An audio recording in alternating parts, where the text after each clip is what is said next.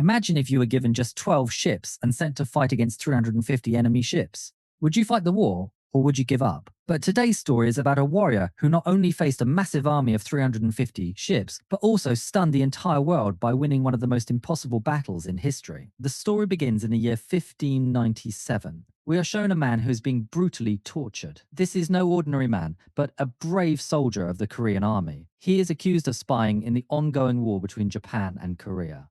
This is a time when the whole of Korea is burning in the fire of war. There is an atmosphere of destruction all around. We are told that since the year 1592, the Japanese army has been continuously attacking Korea. In many major battles, the Korean army had to suffer heavy losses. Things have become so bad that Japanese soldiers are now also trying to capture Korea's coastal areas. Gradually, the Japanese fleet keeps moving north and finally reaches the capital of Korea. This news is like a massive shock to the entire country. Meanwhile, we are shown the soldier who is being tortured. He reads a letter. In that letter, it is written that all his military ranks and honors are being stripped away from him. Reading this makes him very sad. The country for which he risked his entire life, that very country had stopped trusting him. But despite this, not even a shred of hatred for his country enters his mind. He is a true patriot. He has decided that he will definitely take revenge on Japan for this insult. He will give them an answer. After this, he begins to gather the remaining soldiers with him. He also takes control of the remaining boats and ships from the war. Along with him, the soldiers also join in gathering weapons. Gradually, a small army begins to take shape again. After some time, he sets up camp with his soldiers at a port on the seashore. From this very place, he is going to plan his next moves. Meanwhile, on the other hand, another port just a short distance away is already occupied by the Japanese army. Now, he sits with his trusted soldiers and officers and starts planning against the Japanese. Just then, a captain suggests that they should obey the king's order and go join the rest of the army. He explains that many soldiers of their army have already fled the battlefield out of fear of Japan. Supporting his point, another soldier states that in the last few days, several soldiers have also deserted the army. Hearing this, everyone present there becomes worried. But the surprising thing was that their leader remains completely calm. Seeing his silence, the other captain gets angry. He starts arguing with the soldiers who are supporting their leader. In no time, the atmosphere becomes tense, and finally, the meeting has to be cut short. Meanwhile, the next day, we are shown a Japanese camp. Here, a powerful Japanese commander is shown who has prepared a massive plan to capture the Korean king. He is fully confident that his victory is certain this time, because he is fully confident that Korea's most dangerous naval commander will no longer stand in their way. Not only that, but the Japanese rulers have sent experienced generals and a large number of soldiers to help them. Now the Japanese army has become stronger than ever, and they are sure that whatever hope Korea has left will soon be destroyed.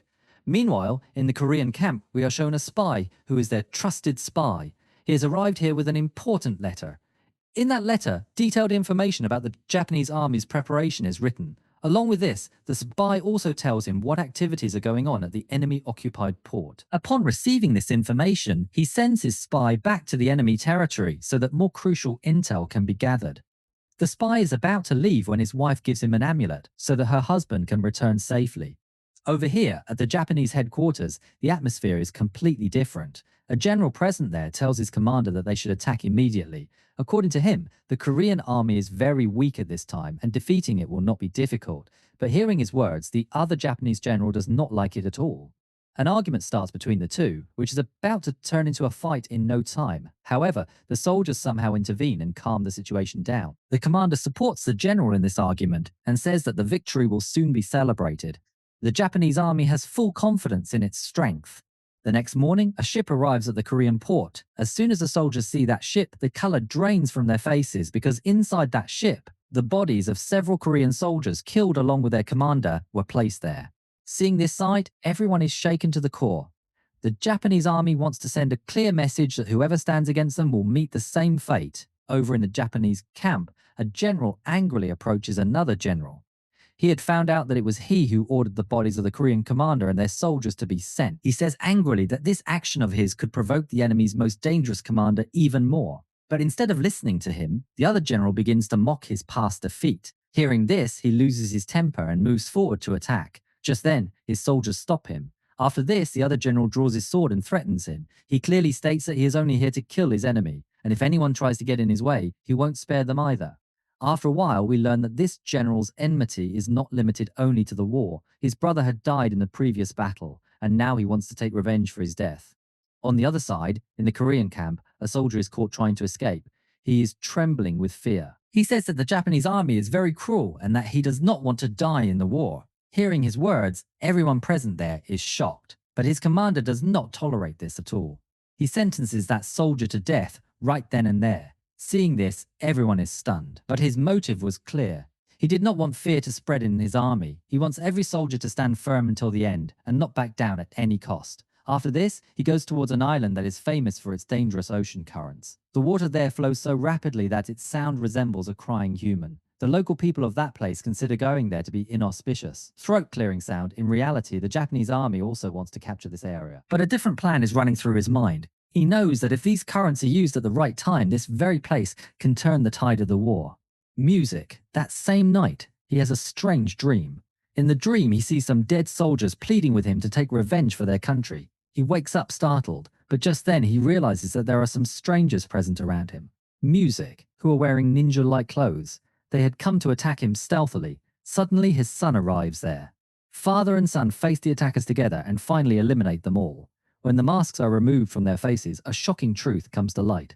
These were the men of the same captain who had been opposing his decisions all along. A little later, he goes outside and sees that one of his special warships is engulfed in flames. It doesn't take him long to realize that this is the doing of that treacherous captain. Meanwhile, the captain is trying to escape by sea, but before he can escape, a loyal officer spots him. He shoots an arrow and finishes him off in a single strike. Meanwhile, his spy also manages to enter the Japanese headquarters with great difficulty. He is moving forward stealthily when he sees a prisoner who is trying to escape. The spy helps him and kills a Japanese soldier. But just then, more soldiers arrive there. To save himself, he joins the line of prisoners and pretends as if he is one of them. Moving forward, he meets another secret Korean soldier who gathers information by staying among the enemy. He hands over an important message to his partner and tells him to deliver this news to their commander as soon as possible. After some time, that news finally reaches their commander. The news is highly concerning. The next day, the Japanese army is going to attack with hundreds of ships. Hearing this, tension spreads throughout the entire camp. As night falls, the Japanese soldiers begin preparing their weapons, gunpowder, and warships. On the other side, the Korean army is also gearing up for war, but the morale of their soldiers is completely broken. Many say that they have neither enough weapons nor enough ships to face the enemies. Some soldiers even go so far as to say that it is better to be punished right now than to enter the war. Seeing this state of his soldiers, their commander makes a major decision. He gathers all the nearby people and then orders their houses to be set on fire. After this, he says in front of everyone that it is better to die fighting with honor than to live in enemy slavery. Hearing his words, courage awakens within the people once again, and everyone gets ready for war. The next morning, the army moves towards the battlefield. Arriving there, he prepares all his ships and soldiers.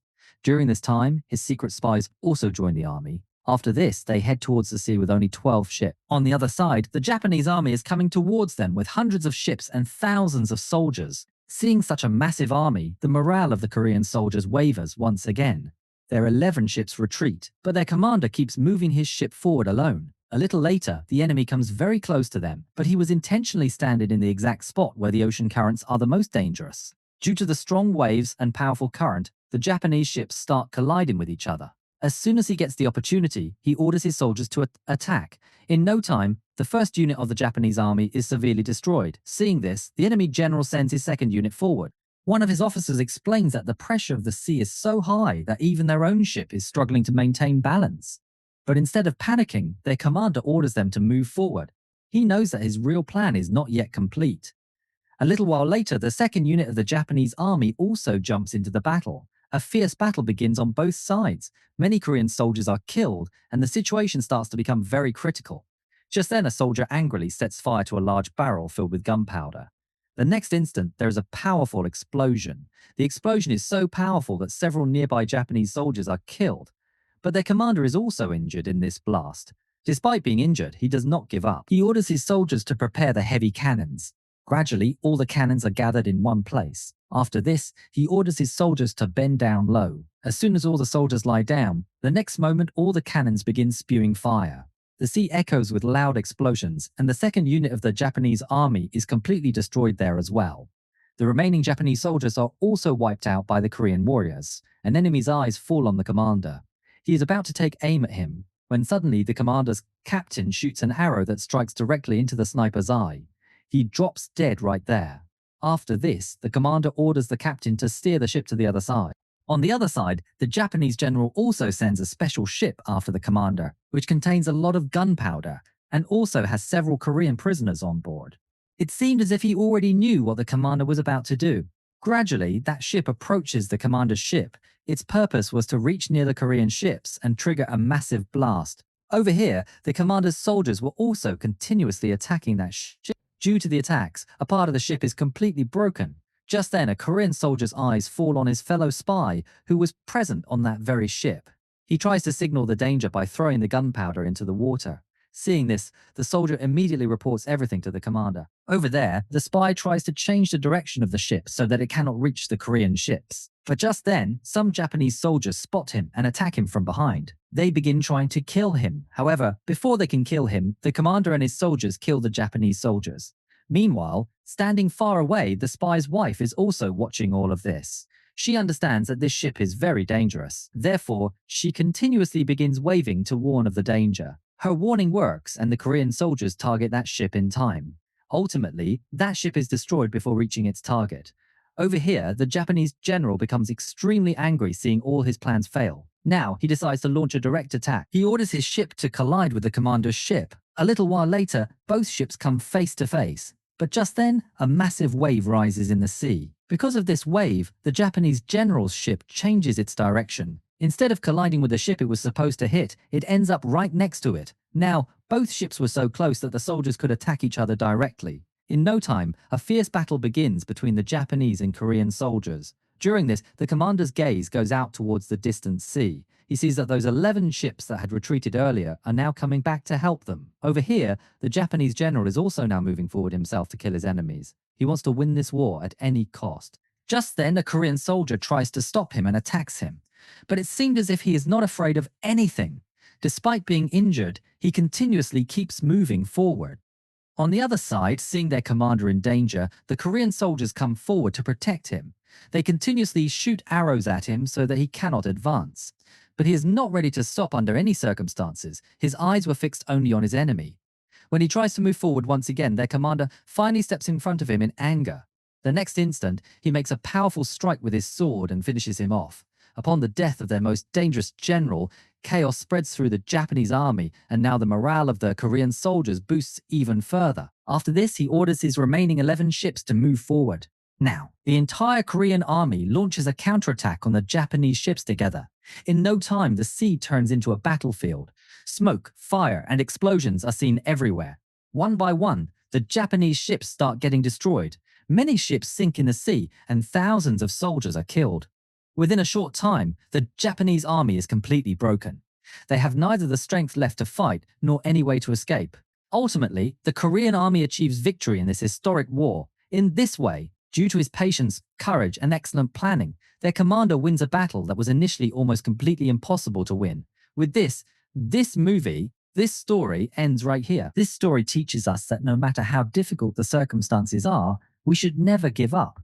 Because whether we win or not, as long as a person does not stop trying, their defeat is not guaranteed.